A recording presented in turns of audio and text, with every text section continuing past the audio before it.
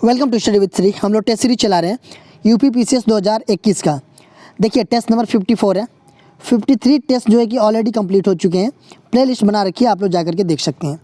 देखिए अगर आप यूपी जीआईसी की तैयारी कर रहे हैं, आरओ एआरओ की कर रहे हैं, या फिर बीईओ की कर रहे हैं, या लेखपाल की कर रहे हैं, एनटीपीसी आरआरबी ग्रुप डी की कर रहे हैं, या फिर एसएससी की कर रहे हैं, तो आप लोगों के लिए ये काफ़ी फ़ायदेमंद है। तो स्टार्ट करते हैं। फर्स्ट क्वेश्चन है वर्सियस है क्या है भाई। फर्स्ट ऑप्शन है औद्योगिक रोबोट, सेकंड ऑप्शन है सर्जिकल रोबोट, थर्ड ऑप्शन है cooking robot and fourth option है अनुसंधान रोबोट। तो देखिए वर्सियस ये जो है कि क्या है, तो ये है आपका सर्जिकल रोबोट। ये सेकंड ऑप्शन आपका सही हो जाएगा। देखिए ऐसे समझ लेते हैं। देखिए ये जो है ना रोबोट है ये, ठीक है, ये सर्जिकल रोबोट है, ये खुद ही काम करेगा। ठीक है, देखिए इस पिक्चर में आप लोगों को अच्छे से मैं बता देता हूँ। देखिए हाँ, यहाँ पे अच्छे से समझ सकते हैं। देखिए ये जो भी है इंसान है और ये रोबोट हैं सब, ठीक है। तो ये जो है कि सर्जिकल रोबोट हैं, ये अपने आप ऑटोमेटिकली काम करते हैं, ये कंप्यूटर के थ्रू, मतलब लोग यहाँ पे गाइड करते हैं। तो ठीक है, नेक्स्ट क्वेश्चन देखते हैं। सूची फर्स्ट को सूची सेकंड में सम्मिलित कीजिए तथा सूचियों के नीचे दिए गए कूट का उपयोग करके सही उत्तर चयन कीजिए। सूची फर्स्ट में परियोजना का नाम दिया गया है एंड सूची सेकंड में राज्य का नाम दिया गया है। ए में दिया गया है दोयांग जल विद्युत परियोजना नागालैंड, दूसरा दिया गया है लोकटक जल विद्युत परियोजना मणिपुर, तीसरा दिया गया है धालेश्वरी जल विद्युत परियोजना मिजोरम एंड फोर्थ दिया गया है रंगीत जल विद्युत परियोजना सिक्किम। तो देखिए दोयांग जल विद्युत परियोजना ये कहाँ पे है, तो ये है आपका नागालैंड में, ठीक है। लोकटक जल विद्युत परियोजना ये कहाँ पे है, तो ये है आपका मणिपुर में। एंड धालेश्वरी जल विद्युत परियोजना ये है आपका मिजोरम में।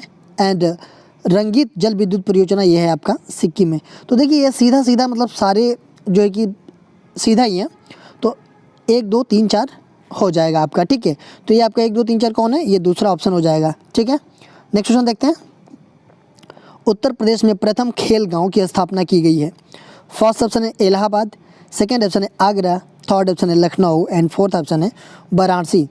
तो जो यूपी में प्रथम खेल गांव की स्थापना कहाँ की गई है, तो ये की गई है आपका आगरा में। सेकेंड ऑप्शन आपका सही हो जाएगा। नेक्स्ट क्वेश्चन देखते हैं। मोतीलाल नेहरू बाल संग्रहालय स्थित है। फर्स्ट ऑप्शन है लखनऊ, सेकेंड ऑप्शन है रामपुर, थर्ड ऑप्शन है देवरिया एंड फोर्थ ऑप्शन है गोरखपुर। तो मोतीलाल नेहरू बाल संग्रहालय ये आपका स्थित है लखनऊ में। ये फर्स्ट ऑप्शन आपका सही हो जाएगा। नेक्स्ट क्वेश्चन देखते हैं। उत्तर प्रदेश में देश के प्रथम पुलिस संग्रहालय की स्थापना की गई है।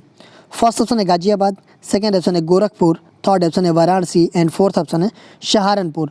तो यूपी में जो पुलिस संग्रहालय है, प्रथम पुलिस संग्रहालय की स्थापना कहाँ की गई है, तो ये गाजियाबाद में की गई है। फर्स्ट ऑप्शन आपका सही हो जाएगा। नेक्स्ट क्वेश्चन देखते हैं। सरदार वल्लभ भाई पटेल कृषि विश्वविद्यालय अवस्थित है। फर्स्ट ऑप्शन है कानपुर, सेकेंड ऑप्शन है मेरठ, थर्ड ऑप्शन है सहारनपुर एंड फोर्थ ऑप्शन है लखनऊ। सरदार वल्लभ भाई पटेल कृषि विश्वविद्यालय कहाँ पे अवस्थित है, तो ये आपका मेरठ में अवस्थित है।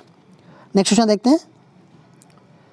उत्तर प्रदेश में मिड डे मील कार्यक्रम आरंभ किया गया वर्ष 1992 में, सेकेंड ऑप्शन है वर्ष 1993 में, थर्ड ऑप्शन है वर्ष 1995 में एंड फोर्थ ऑप्शन है वर्ष 1997 में।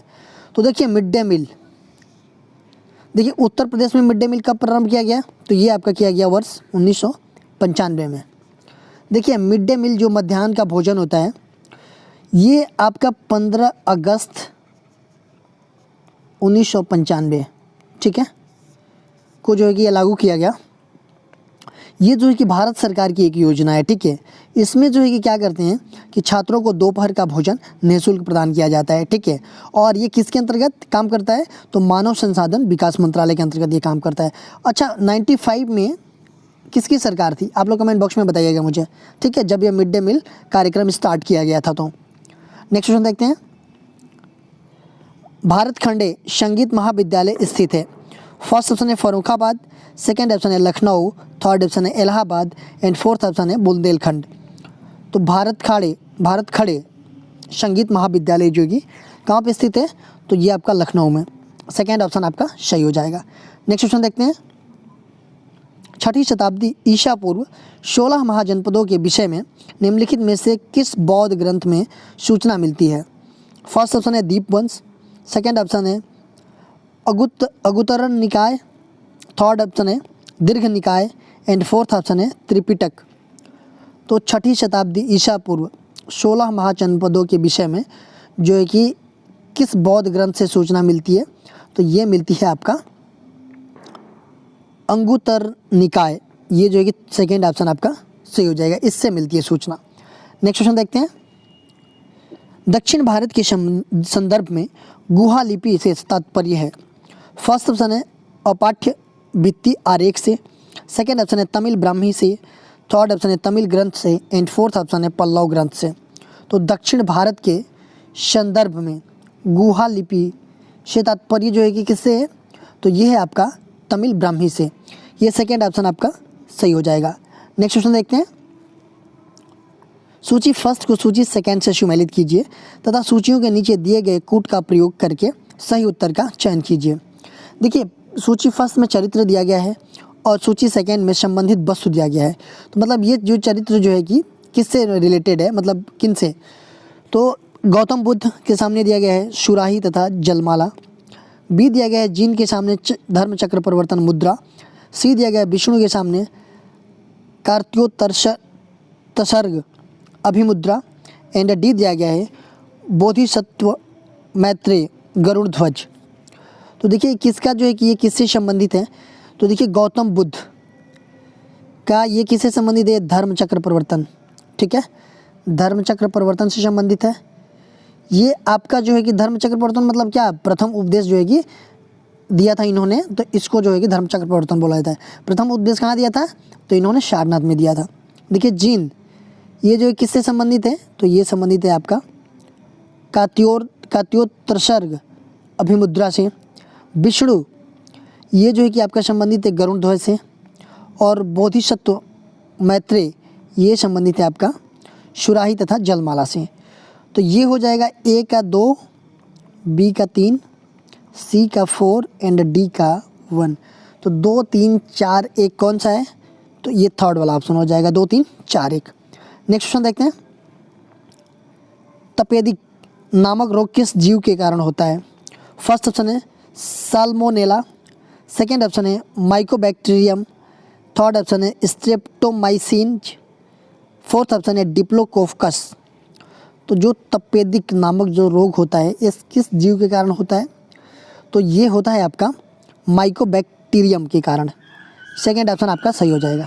देखिए तपेदिक या फिर क्षय रोग बोलते हैं ये जो है कि संक्रामक रोग है ये। ठीक है, जो कि ये जो है कि माइकोबैक्टीरियम ट्यूबरक्लोसिस नामक जीवाणु से होता है ये। ठीक है, अच्छा टीबी को कब तक खत्म करने की बात कही गई है कि टीबी जो है कि भारत मुक्त जो है कि टीबी हो जाएगा, आप लोग कमेंट बॉक्स में बताइए कब तक लक्ष्य रखा गया है। नेक्स्ट क्वेश्चन देखते हैं। दूध के दही के रूप में जमने का क्या कारण है। फर्स्ट ऑप्शन है साल्मोनेला, सेकेंड ऑप्शन है लैक्टोबैसिलस, थर्ड ऑप्शन है माइकोबैक्टीरियम, थर्ड ऑप्शन है स्टैफिलोकोकस। तो दूध से दही के रूप में ये जो है कि जमने का कारण किसके कारण होता है, तो ये होता है आपका लैक्टोबैसिलस के कारण। सेकेंड ऑप्शन आपका सही हो जाएगा। नेक्स्ट क्वेश्चन देखते हैं। असत्य कथन पहचानिए। फर्स्ट ऑप्शन दिया गया है कि अस्थियों में ओसिन नामक प्रोटीन पाया जाता है। सेकेंड ऑप्शन दिया गया है स्नायु 2 अवस्थियों या उपास्थियों के परस्पर जोड़ता है। थर्ड दिया गया है नाखून, बाल एवं बाह्य चर्म अल्फा कैरोटीन नामक पदार्थ से बने होते हैं। फोर्थ दिया गया है स्नायु मांसपेशियों को अस्थियों से जोड़ता है। देखिए अस्थियों में ओसिन नामक प्रोटीन पाया जाता है, सही है ये। स्नायु क्या क्या क्या काम होता है, अस्थियों या उपास्थियों को परस्पर जोड़ता है, ये भी सही है। देखिए नाखून, बाल और बाह्य चर्म ये अल्फा कैरोटीन नामक पदार्थ से बने होते हैं, ये भी आपका सही है। देखिए स्नायु मांसपेशियों को अस्थियों से जोड़ता है।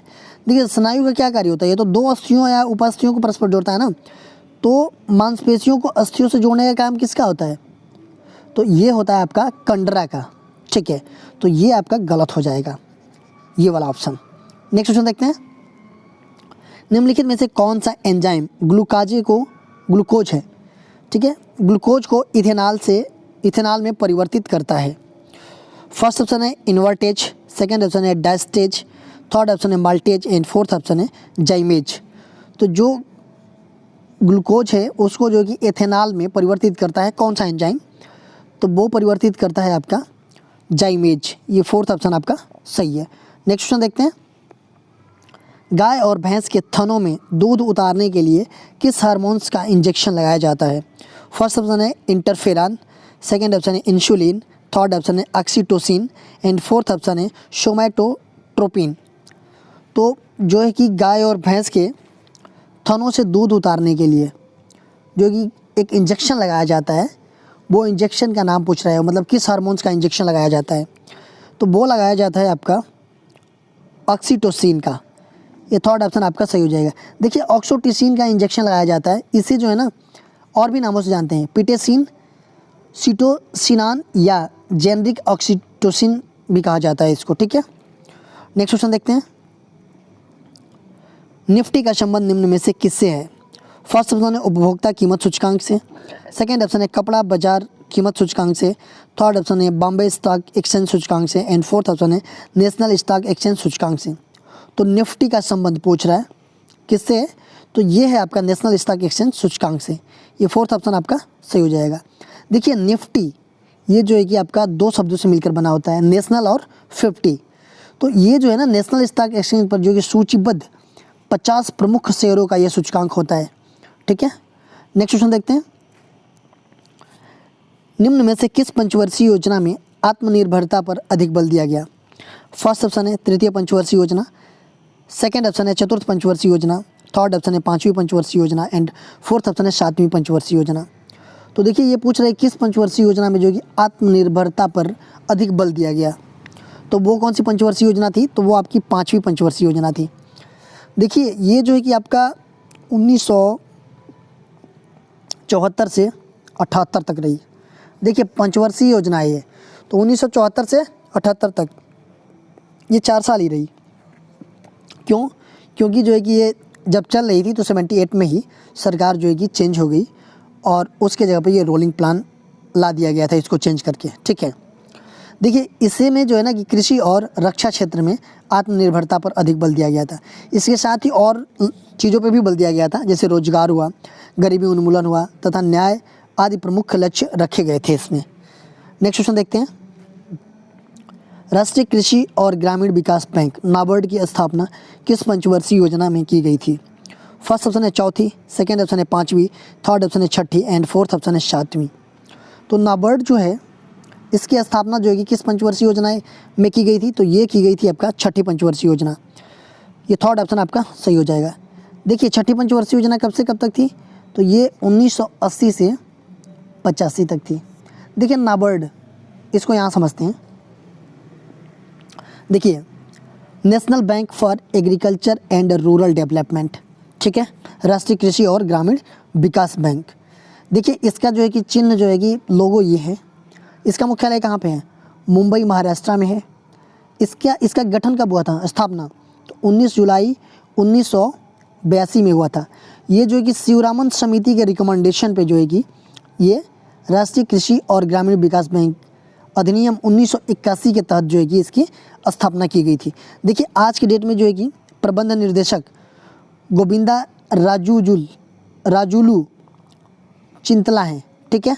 देखिए यह नाबार्ड जो है ना कि भारत का एक शीर्ष बैंक है, ठीक है। तो जहाँ तक हमें लगता है कि आप लोग समझ गए होंगे।